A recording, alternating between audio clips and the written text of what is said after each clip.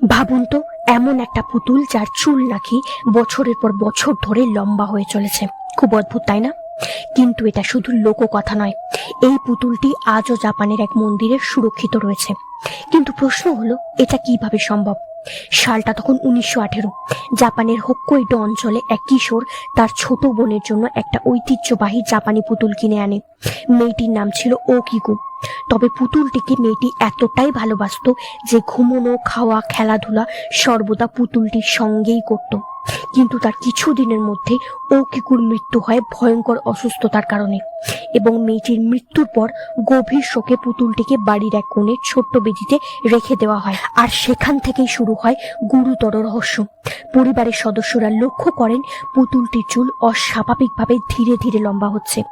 এরপর প্রথমে তারা ভাবলেন হয়তো এটা তাদের মনের ভুল, কিন্তু সময়ের সাথে সাথে চুল লম্বা হয়ে কাঁধ ছাড়িয়ে যেতে থাকে, এবং এই ঘটনায় পরিবারটি বিশ্বাস করতে শুরু করে যে তাদের মেয়ের আত্মা হয়তো পুতুলটির সঙ্গেই রয়ে গেছে। এবং এই বিশ্বাসের কারণে পরবর্তীতে পুতুলটিকে তারা এক বৌদ্ধ মন্দিরে রেখে আসেন। তারপর থেকে আজও জাপানের সেই মন্দিরে পুতুলটি সুরক্ষিত রয়েছে, এবং মন্দিরের সন্ন্যাসীরা বহু বছর ধরে পুতুলটির যত্ন নিচ্ছেন। তবে তাদের দাবি অনুযায়ী মাঝে মাঝে পুতুলটির চুল কাটতে হয়েছে, আর আশ্চর্যজনকভাবে সেই চুল পরীক্ষা করার পর মানুষের চুলের বৈশিষ্ট্য পাওয়া গেছে। কিন্তু বিজ্ঞান এই দাবি মানতে চান না, কারণ পুতুলটি একটি জড় বস্তু, আর জড় বস্তুর চুল কখনোই বাড়তে পারে না।